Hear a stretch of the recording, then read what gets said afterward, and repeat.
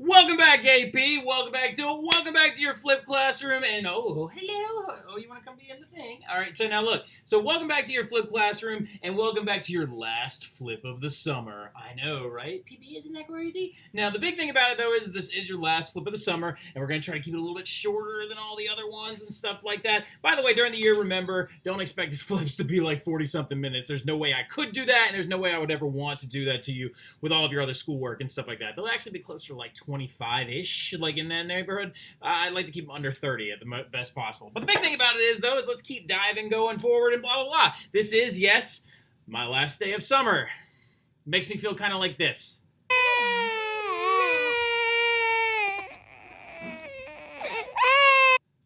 I know, but it's been a crazy big summer. I've been all over. I've been to Germany. I've been to France. I've been to Amsterdam and the Netherlands and all this other different stuff. So it's been a really, really rewarding and really, really full summer. And I'm really excited to share all the stuff that I learned with y'all over the summer and like kind of deepen like my ability to teach European history. So I'm really, really stoked, and I'm really, really happy that apparently a lot of y'all are watching these actively and stuff as they're being posted, which is a really, really good place to be, all right? Because I'm looking at the view counters on YouTube and I'm getting like a lot of views quickly, which means that I hope it's mostly y'all. I know there's not like over 100 of y'all, but some of these videos are getting like pretty significant, a little bit of traction, which is like kind of impressive. Makes me feel pretty good about myself. Now, the biggest thing about it though is when we're talking about it, we're now diving or going further, and now finally at the point where we're talking about the Renaissance, right? We're now kind of at the point, or not kind of at the point, we are at the point where we're beginning to discuss what all happened, right? We talked about how it started in northern Italy, in the cities of Venice and Milan and Florence. We talked about why those places. We talked about what's going on in northern Europe with the Habsburgs ruling over everyone. We talked about the origin of communes and the origin of like kind of feudalism-less societies in these northern like territories and stuff like that. And we also are now getting into the fact that there's an expansive amount of money in these areas. And with the expansive amount of money in these areas, that means that there can be people being paid to be smart, right? So we're going to get into our Renaissance humanists, okay? So the big thing about it, though, is what makes the Renaissance intrinsically different from the Middle Ages has to do with why it's called that, and also what's coming out of the whole learning atmosphere. The biggest thing about it is that Renaissance means, in French, rebirth, okay? The word Renaissance itself means rebirth in French. But what specifically is being reborn? It's the societies and oh, good Lord, what's going on here? It's the societies and understandings of the ancient Greeks and Romans. Now, why am I zooming in on this picture? This right here is my wife and I when we actually went to Rome, and this is a few years ago. I also went to Rome with one of the groups, or with like AP Euro last time around with Florence and Rome. The big thing about it, though, is that is us standing in the Roman Forum, right? And the Roman Forum is one of the preserved focal areas of the ancient Roman state. Now, the thing about it is that most people would agree that ancient Greeks and Romans were what people referred to as humanists, and their ideas were very, very different from the ideas that had actually grown to be heavily adopted and heavily used during the Middle Ages in Europe. During the Middle Ages in Europe, you saw a huge expanse of lordly power and also a kind of going down of economics. It came back up again eventually, but you saw a lot of different things going down in the Middle Ages that wasn't an expansion of philosophy and literature and things like that, or art. It wasn't like that kind of expansion. It wasn't an intellectual expansion. It was more of a Christian expansion. You saw a heavy movement of the Christian church and it being expanded out to the barbarian tribes, and then those barbarian tribes consolidating themselves into the states that you now know of as places like France and Germany and England, based off, of course, their barbaric names and like where they came from. Now, the thing about it is, though, is that the ancient Greeks and Romans were very, very different from people during the Middle Ages, as we talked about in our first flip, right? They came up with things like democracy and republics and art and philosophy and theater and like historiography and the recording of history, big symbols like the fasces and the pillars of like our government. All those things is what Greeks and Romans came up with. And a lot of that has to do with the fact that they are humanists, right? Greeks and Romans are what is considered humanists because they focused most of their intellectual power on what happens to a human in their daily life. They're actually not that, like, God-fearing in a way. I'm sure a lot of y'all have heard a lot of stories, a lot of ancient Greek and Roman mythology. I played a clip from Hercules, right, in my first flip and stuff like that. And of course, those things still are around. But the thing about it is that Romans would pay tribute. They would do certain like ceremonies and stuff like that. But they didn't really feel a godlike presence in their everyday lives. They actually had a huge, expansive philosophical base. A lot of philosophers didn't necessarily believe that the gods were even relevant. What ended up killing Socrates, right? Well, it's what he was blamed for anyway. But the big thing about it, though, is he was forced to drink hemlock and he died. But the big thing about it, though, going into it, is they just kind of operated in a very different way than scholars did during the Renaissance period. And a lot of it boils down to the fact that they wanted to know why humans exist the way they do. Why are we here? What is this made of? What is this stuff? How do I live a certain life to get the most out of my life? Rather than trying to live a certain life to get to a heavenly plane, right? So the ancient Greeks and Roman cultures and their learning is what's being reborn, right? And the Middle Ages is kind of a shady view of them, right? Now, when we say the word antiquity, keep in the back of your mind that that means ancient Greeks, ancient Romans, and the people that came before them. You could also argue the Phoenicians and other like ancient societies that came before them as well. You could even argue the Egyptians a little bit due to the actual cross-cultural boundaries that were, or not cross-cultural boundaries, but due to the cultural diffusion that happened between the Egyptians and the Romans all the time. Also due to the fact that the Egyptians came under Roman rule a little bit later on. And y'all have heard the story of the Cleopatra, all that fun stuff. Now look, getting into it when we're talking about it though, the Middle Ages took kind of a negative view of antiquity, right? They did not actually see a point in trying to preserve the ancient things of ancient Rome. That's why like the Roman Forum looks a little crusty in the background right there, right? That right there is the ruins of the Temple of Castor and Pollux, which is like two of the Roman gods of war. And the only thing left of it is 3 pillars. The Temple of Jupiter that sat on the hill that I would have been facing in this picture. And also, as you can tell, I talk a lot about history. This is my wife's face whenever I'm her tour guide and stuff. She gets a little overwhelmed from time to time. But the big thing about it, though, is in general, is that that is what's left of it because the Middle Ages did not view like ancient Romans to be necessarily good people because they thought that they were pagans, right? Like, so then pagan, by the way, just so you know what that means,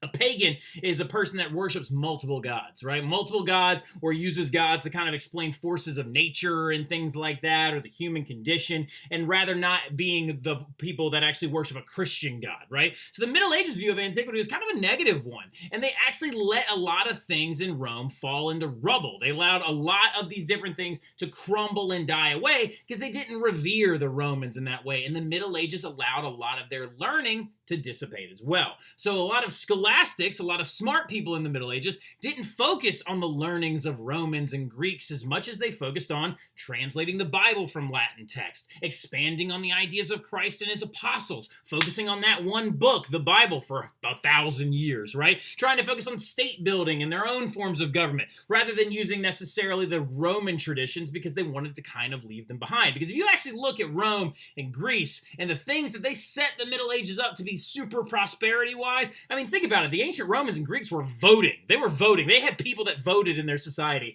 Literally, like in ancient Greece, they would do it by like actually using white or black rocks. Whenever they were trying to decide if they should ostracize somebody, they would actually take white or black rocks and they would pick one. And like a black rock would mean they're going to kick them out of the city for 10 years, and a white rock would mean that they could stay. And you would pick which one you wanted, and you would put it into a pot, and then they break it open, and then they just count all of them, right? That's a simple form of voting. The Greeks even started out voting by just raising their hands, right? Like they would just be in a big crowded room, like, who thinks that we should do Taco Tuesdays? And then people would just raise their hands, right? So, but that's an advanced thing for an ancient society. They're voting.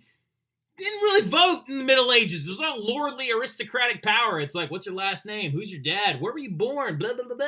So, like, the big thing about it, though, is that the ancient Greeks and the Romans were super advanced by comparison to the Middle Ages in a lot of ways. Look at, as an example, at this bad boy. That is the Colosseum. For any of y'all that have ever heard or studied any kind of ancient Roman stuff, and I'm sure a lot of you that have Miss Urso in Latin have talked about a lot of this stuff. The Colosseum, built in 100 AD, 100 years after the birth of Christ by Emperor Vespasian, he actually constructed this thing to be a public arena, and the Colosseum is actually used to this day, and it helps inspire a lot of like public sports venues that we still use. The Superdome is actually, and its construction is inspired by the Colosseum being a circular dome, or not a dome, but a circular sports venue with cascading seats that actually go up from the pit, right? So the big thing about it, though, when we're looking at it as well, look at that side of the Colosseum. It's looking nice. It's looking good. It looks like we could walk in there and watch a gladiatorial fight at any minute.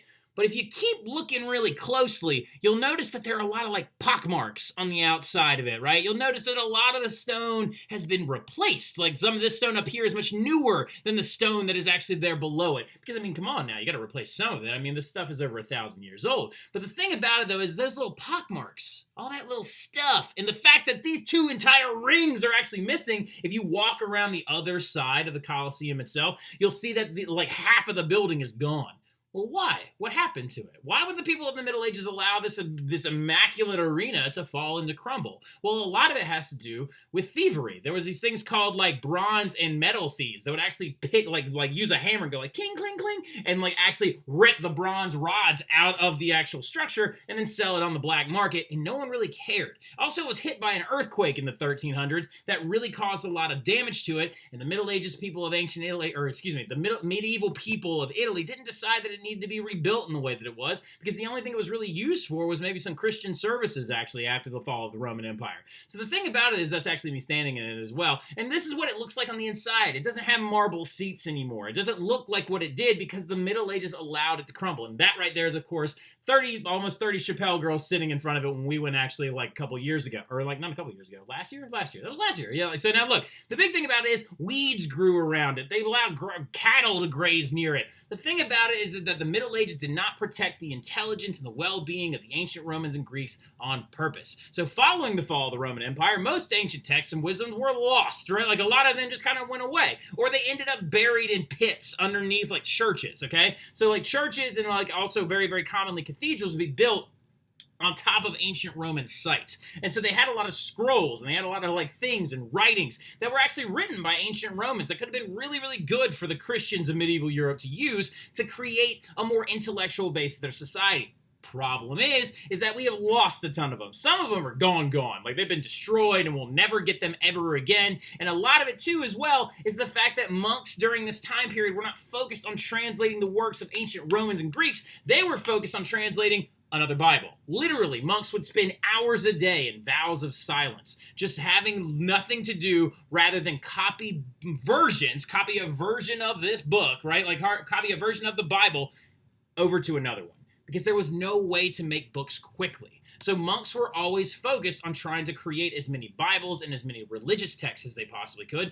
They weren't focused on actually looking at what they believed to be the ramblings of dead Romans, right? The thing about it too is that Romans also did not speak of Christ in a fond way. They did not speak of like Christianity at all if it didn't exist at the time, right? And also that's the other thing, y'all. Romans didn't even know who Christ was. Like, I mean, like you got to think about it. Like Christ was born on the year 1 AD, right? 1 AD is when he was born. There's no zero, by the way.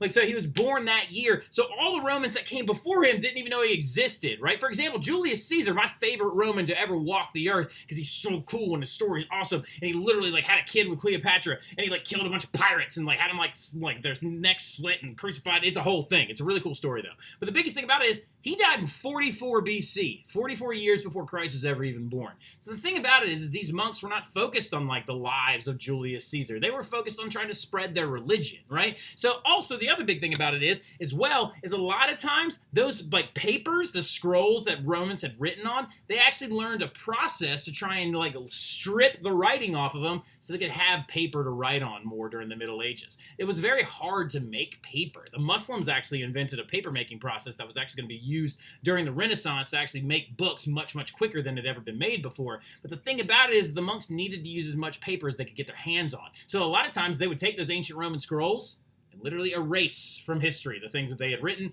so they could have something else to write on, right? So a lot of these things are lost. Now, the big ones, the big dogs that wrote tons of stuff and had their versions of things copied, like Plato and Aristotle, a lot of Muslim like theologians and intelligence seekers, professors and teachers, they actually took the like versions of Plato and Aristotle and translated them into Arabic. A lot of Muslim what's the word I'm looking for here? A lot of Muslim scholars during their golden age, during the Eastern golden age, referred to Aristotle as the first philosopher, right? Because they literally believe that his ideas on the soul and on empiricism and on the learning of like by doing is some of the best stuff that you could ever find. Now, the Crusades during the Middle Ages that actually brought the Muslims and the Christians head to head in a large-scale war is going to start slowly allowing and eking over of a lot of those ancient texts, right? So like once the Christians and the Muslims start coming into contact with each other, then you start seeing some cultural diffusion. By the way, cultural diffusion, what that is when things from two different cultures spread into each other through war or trade.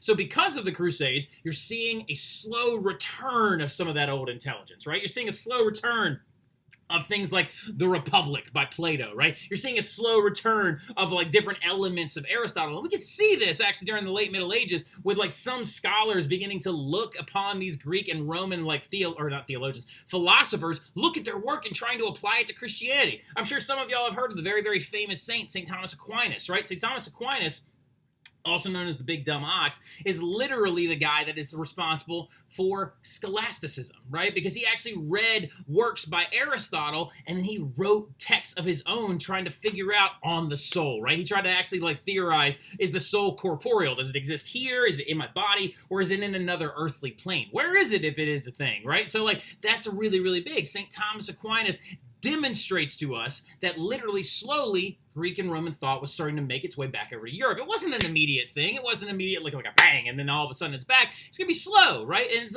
mostly due to the fact that the core learning values of the early Middle Ages were Christian and values and theology, right? We just got done talking about that. Most of what was being done was the translations of the Bible and deepening their understanding of their faith, right? And also the other thing about it is only about 4% of the population could read. Now, it was 2% during the early Middle Ages, but because of Charlemagne, one of the early kings, he actually started this thing known as the Carolingian Renaissance. Now, the Carolingian Renaissance was in the early Middle Ages, when he came along and he placed more importance on reading and writing. He actually even created this thing called Carolingian minuscule, which is actually how we write now. He like created like basically his advisors, his close cabinet members, I guess you could call them, and stuff like that. Basically, the men around him and himself created a system of writing in the early Middle Ages called Carolingian minuscule that uses capital letters and lowercase letters, right? So now, the big thing about it, though, is that only 4% of people could read even after Charlemagne, like kind of like did this Carolingian Renaissance in the early Middle Ages. Now, he did double it from 2 to 4%.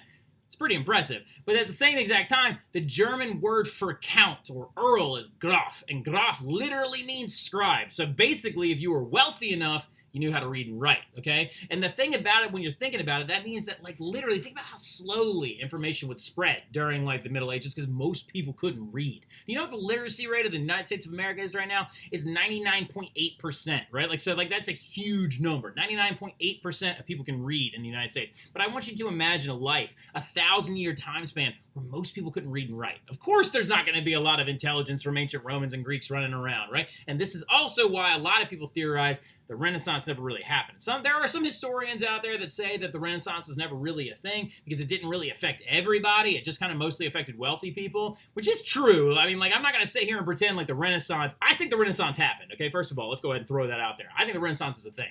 I'm reading this book right now called Swerve, and it literally is talking all about it, how it's going to create a massive trend that's going to change, and how over several hundred years, it's going to affect the lives of everybody. Now, when it started originally, though, it was mostly a rebirth of intelligence in the wealthy populaces of the entirety of Europe. But anyway, keeping into it, though, the church, though, is also going to be the hub of the literate, right? Like, if you're going to be talking about most people that could read and write during this time period, you're speaking mostly of monks, right? Monks that actually could do this stuff, that could translate Latin and do all these different things, or people that worked within the church. This book that I'm reading, called Swerve, literally is based off of a guy that literally was a worker for the Pope, right? His name was, hold on, I'm not gonna... So,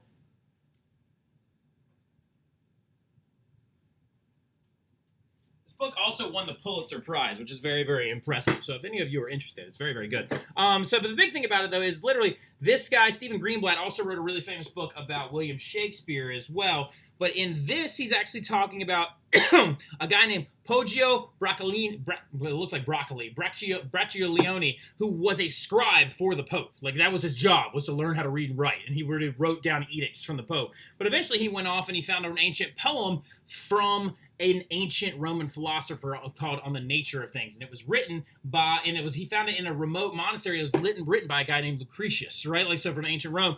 And this author, Stephen Greenblatt actually uses this as an example of the Renaissance and how he believes that it's a very, very real thing when he's actually using this one specific example. Now, the thing about it, though, also is, where did he find that? Where did that guy Poggio, Poglio, or I can't speak Italian, I'm sorry. Where did he find that On the Nature of Things poem, that ancient Lucretius poem? Where did he find that thing? He found it in the bottom of a church, right? So, like, he found it in the bottom of a church in a dusty old library where they were actually beginning to start slowly bringing that paper out so they could use it to copy more Bibles onto.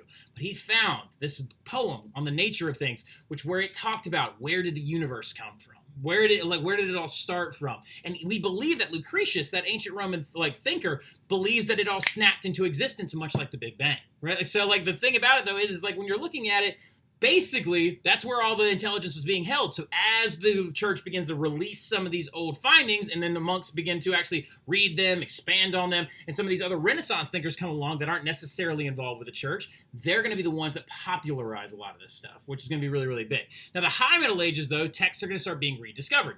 Exactly like I was just talking about, and translated. And this is going to help lead to a thing called the rise of monasticism, right? Now, monasticism is when basically cathedrals would be created as schools to teach other monks how to read and write, how to copy text, how to make new Bibles. Well, these monasteries then turned into the university system, right? So and that right there is the very first university ever created in Europe. In 1088, the University of Bologna pops up, right? And then following soon after that, you saw the creation of other huge universities throughout Europe. You got the University of Paris, and then you had the University of Oxford, and the University of Cambridge, right? Trinity College, and things like that. They rise out of these monasteries, out of churches. Literally, there would be a cathedral, and then literally the university would grow all around it, right? So the big thing about it, though, in general, is what's going on is you're now creating learning hubs in the High Middle Ages, right? These learning hubs are going to create early universities, and the subjects that are being taught are beginning to grow. So the thing about it is they would teach things not just theology. Now, look, theology was still the biggest thing taught. That's why I have a star next to it. They did teach that more than anything else, right? They taught theology, how to read and write the Bible, how to become a monk, blah, blah, blah, blah, blah. That was still the biggest thing that they taught. But it's not the only thing they taught anymore. They started teaching more stuff, and they started teaching things like rhetoric. And what rhetoric is how to write convincingly, right? How to write and speak convincingly. Law, they also taught law, Roman law, particularly ancient law, and then also how it translated into law during the Middle Ages. Sorry, I needed a sip. They're also going to start teaching philosophy, which is a really, really big thing, on the works of Aristotle and on the works of Plato and some of these other really big varsity level thinkers. They also taught medicine. Now, the weird thing of why I have medicine in quotes is because it's important to realize that medicine actually, out of all the sciences, advanced at the slowest. And a lot of faith healing is still going to really, really be around for a really long time. Literally, they believe that an exorcism would cure you from cancer. And that's definitely not how you cure cancer. Now, so the big thing about it, though, in general, is medicine didn't really advance that quickly, but it actually had to do with a lot of faith healing, and that was a lot. Alchemy was really, really big. They wanted to try and turn hay into gold, or lead into gold. Even some thinkers as far down the line as Isaac Newton thought alchemy was still relevant, right? Literally, medical science did not advance until 100 years after the Renaissance already started. All right, so and that literally came around because for a long time you weren't allowed to do autopsies on dead bodies because the person in the Catholic faith believed that you can't separate body parts, and cremation wasn't allowed, so you had to bury the body intact, so you couldn't really advance it very, very quickly, right? So the thing about it, though, in general, is that these subjects, though, go together to create these things known as the humanities, right? The humanities, or a little bit more of how different things affect you in the regular everyday life. So this led to the rise of humanism, right? So in the 1300s, during the High Middle Ages, transitioning into the Late Middle Ages, you see the light flick on. You see literally this candle, think about this as a metaphor, that a candle finally in a dark room is being lit, right? And it's beginning to brighten that room. And that every single time an ancient Roman or Greek text was translated, it's like lighting another candle in that room, right? And then every single time we learn something new from these ancient scholars, another candle is lit and the room grows brighter and brighter. That's the Renaissance, y'all. That's the Renaissance. That's the idea of humanism, because that is the light, right? So the light itself, the flames on those candles, are the concept of humanism. That might be the best I've ever explained it. You also probably have screen recorded that. That literally is the best metaphor I've ever used. I feel so good about myself. Let's keep going. But the humanism, what it is in general, what it is it is a study designed mostly by Italians, in the northern area of Italy, right, in places like Milan, Venice, and Florence, where they're going to emphasize the study of ancient culture to understand human nature and potential. Because a big thing about humanism is a reliance on individualism, right? It's about the individual. It's about you personally, right? What do you need to do in your life to live the best version of life you possibly can? Is that living a life free of pain if you're Epicurus, or is is that living a life with a garden and a library, according to Cicero, right? Like, so like these ancient Roman scholars and Greek scholars. So this individualism is the belief that a singular human is capable of great accomplishments and that they all have hidden potential that they need to try their best to meet. Now, the big way that I'd like to try and explain humanism really quickly, because last year we ran into a lot of problems, for some reason last year when I was trying to explain this concept, and a lot of kids really, really struggled with it. But let's go ahead and write it out real quick. So we have two different schools of thought during the Middle Ages and then going into the Renaissance, right? We have theology, right, which is still the thing that's being heavily taught at a lot of these early universities, theology, right? The ideas of God and like a Christianity and the spread of those different ideas is being taught. And then we have this new thing that popped up, right? Our light in the tunnel, right? That candle that is being lit right there, okay? And that's the idea of humanism, okay? Now, there's a way to break this down that'll help you understand it a little bit better and the reason why it's so different, okay?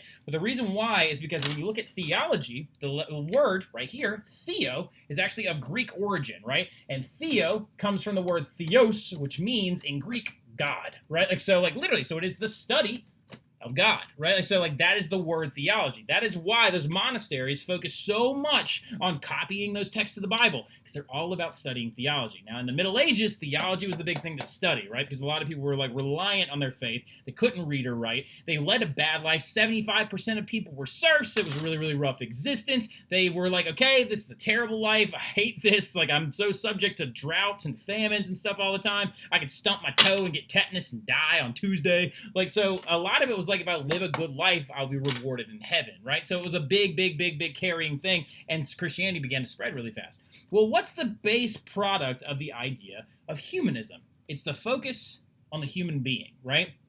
It is trying to figure out not what life is like here in heaven, but focus on our lives here on earth, right? Why is the sky blue?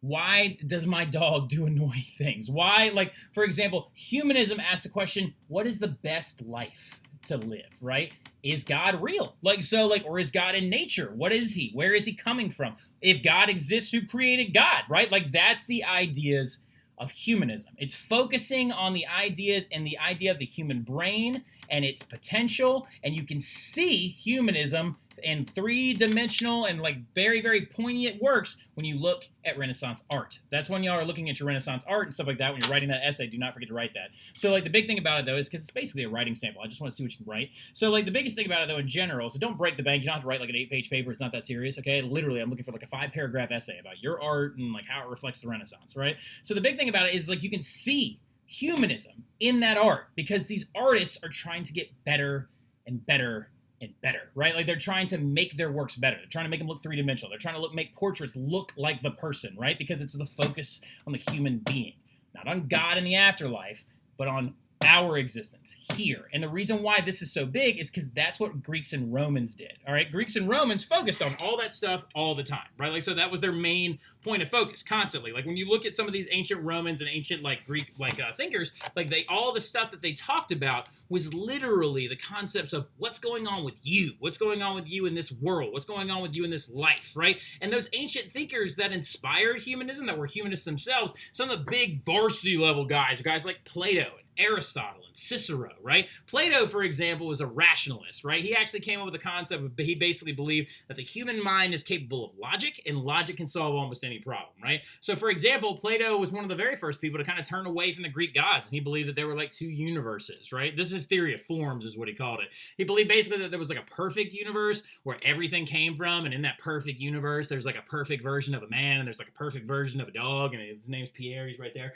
Like, so, like, and then all of the things here in this real universe were based off of that perfect form, right? So kind of imagine it like the cookie cutter and the cookies themselves. The cookie cutter is like the perfect place, and then the cookies themselves, when they come out a little bit morphed and a little bit messed up, that's like the real universe that we live in, right? He also came up with a bunch of different stories like the allegory of the cave and things like that were translated during the Renaissance, which actually he believed tried to explain why some people are so afraid of intelligence. And we'll talk about that little bit of stuff like when we have time in class, and I'll try to help deepen your understanding of these guys a little bit. But then you also have guys like Aristotle. Now, some of you are probably like, what about Socrates? I heard he's pretty important. Plato was a student of Socrates, and Socrates never wrote anything down. Plato wrote all of his stuff down and kind of used it as a basis for his own thinking. So we see a lot of Socrates thinking in Plato's works itself, right? So going into it, though, is a little bit more. Aristotle, a contemporary of Plato's, is actually another very famous philosopher from ancient Greece. He's just a little bit different, though, and he actually believed the opposite of what Plato would believe. He believed in empirical learning, which is like observing things, right? Like, for example, Aristotle was like, why does this thing fall to the ground slower than this pen, right? Like, so he wants to figure those things out. Also, Aristotle believed as well that the universe moved around the Earth, right? Because the Earth was so large, he couldn't feel it moving, and he was like, I have to base it on what I can observe. So he actually thought that. And that actually is going to lead to a lot of people in the Middle Ages for a long, long time thinking that the Earth doesn't move and that the sun goes around us. But we'll get to that in the scientific revolution. Now, also, last but not least, we got Cicero. Now, Cicero was a very, very famous political theorist. He is a very anti-Caesarian, which means he hated Caesar so much. But he was a political theorist, and he believed that the Republic of Rome was the light of the world, and that it would actually keep everything going, and that they needed to avoid kings and rulers at all possibilities, and that we needed to allow people to vote, and that we needed to allow systems where people can climb a political ladder, because he himself actually was not born in Rome. He was actually born in a village outside of it. So the thing about it is these guys, those three dudes, wrote tons of stuff, right? And so like a lot of Renaissance thinkers had lots of stuff of theirs to translate. Now we also have some JV guys, like some little smaller dudes like Tacitus and Quintilian and Epicurus, right? And then you also got guys like Livy and Polybius, and then also Ptolemy, and all these other people from these ancient societies who were there as well, but not necessarily big heavy hitters. But all of them had their works translated back into the native tongues of Europeans, and vernacular things will begin to be on the rise. Now, we're going to talk about one big vernacular guy here in about 2 seconds. Now, this, though, is your early humanists, okay? So now what we're talking about is our Renaissance people, okay? These guys, this content, this stuff, this flip is the most important one out of all of them, because the other ones were to give you a base to understand what the Renaissance is. This is all content that will pop up on the AP test, right? The ideas of being the reborn of classical literature and things like that, all that stuff coming back from ancient Rome and Greece, is going to be really, really heavy on the actual AP test itself. Now, the early humanists, we're going to talk about 2 today, and I'm going to let y'all go. All right, so now, are first and foremost, my favorite out of all of them, Dante Alighieri. Dante Alighieri, born in Florence, very, very famous figure, from Florence, was probably the most prominent early humanist out of all of them. Now, the big thing about Dante is he was a Florentine vernacular poet. Now, let's talk about what that means really, really quickly. Now, Dante, being a vernacular poet, growing his fame and anonymity in vernacular literature, is going to be a really big reason why he's so important. Now, what the word vernacular means, that's why I have it in all yellow right here in bold, and I don't have a definition next to it, so you're going to need to write this down. That's why you never mute a flip. Now, the biggest thing about it in general is vernacular means a common language. When he wrote in Italian. He didn't do like the monks did and write in Latin, right? So the monks, when they were translating the Bibles were only ever written in Latin. So they wrote in Latin. They didn't write a Bible version in Italian. They didn't write it in German. The first vernacular Bibles don't start popping up until the 1500s. Well, there was one that was written in Czech, but that was by Jan Hus. That's a whole other thing. We'll talk about that later. Now, so going into it, when we're talking about it, though, he's going to reintroduce the idea of writing in common literature, right? So writing in common language. He wrote all of his stuff in Italian, so Italians could read it, right? So the big thing about it is he also reintroduced ancient themes. He talked about old dead Romans and old dead Greeks, and he is basically the poster child of an early humanist writer. Excuse me, I had to get that out. Now, the big thing about it, though, is you can see this best in one of his works. And y'all have an article that you're reading about one of his most famous works, known as the Divine Comedy. Right now, the Divine Comedy is literally his most famous. He also wrote Vita Nuova, which is about living a good life and about a new life and stuff like that. But the big thing about it, though, in general, Divine Comedy is his biggest one. And in the Divine Comedy, he takes a tour of the afterlife. He writes a fictional story of him chasing down his dead girlfriend's soul, Beatrice. Beatrice. And he's chasing after her. There's a mountain, but then he also, in this whole thing, is being led through the levels of the afterlife by his favorite fanboy ancient Roman theorizer and also writer ever, Virgil, who wrote the Aeneid, right? And actually, you'll probably read some of that in Miss Ursa's class. So now the big thing about it is the Aeneid was written by Virgil in the empiric era of Rome, during following the reign of Augustus, right? When their golden age, during the Pax Romana, right? Now the thing about it, though, in general, is this guy, Virgil, had been dead for over 1,000 years, and Dante would have never been able to meet him, but he wrote this story as if Virgil himself is leading Dante through the afterlife. And they go through 3 levels. They go through hell, purgatory, and heaven.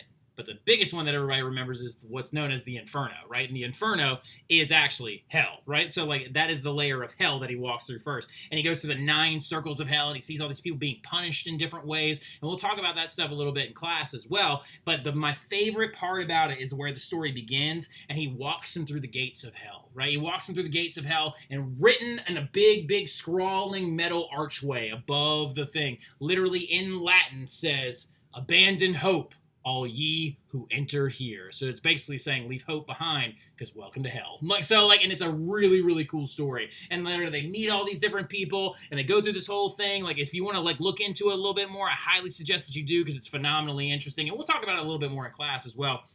Talk about some of the different layers and all this other different stuff. It's like one of my favorite things to talk about. Purgatory is kind of cool. Heaven's Eye isn't cool because it's kind of like, oh, there's planets and stuff, but we'll talk about it a little bit later on. The devil in it is really, really intense because literally he's got 3 faces and they're all crying. He's got big bat wings. And actually, in Dante's hell, the devil is the one being punished the most. He doesn't run hell. That's a Paradise Lost aspect. That came along much later, right? So, now the big thing about it is the Divine Comedy is 99 cantos and over 14,000 lines. It's a beast. It's a big old book, right? But it was all written in Italian so people could read it. And it was translated into some 40 different languages over time, because it's a vernacular piece of literature, right? And I've also seen his gravesite, which he is not buried in, which is really annoying. He's actually buried in Ravenna. And then also that is his death mask right there as well. But Dante is super, super important. He's so important that he is literally printed on euros to this day. So now look, but going into it as well, Petrarch is another one who's sometimes known as the father of the Renaissance, right? He is sometimes considered the poster child of humanism in general, right? Now, reason why is Petrarch is actually, we believe, very, very close in relation to Dante, right? Never said Dante comes from Florence. I believe Petrarch is from Florence as well, but I'm going to look that up real quick while I'm actually, yapping my trap. Now, Petrarch, where is he from? Where from? Where is Petrarch from? And he's from Arezzo, and Arezzo is in Tuscany. It's right outside of Florence. So we usually just refer to it as Florence, right? So he is from nearby Florence. We believe his father actually knew Dante very, very well, and they actually would have crossed paths at one point in life.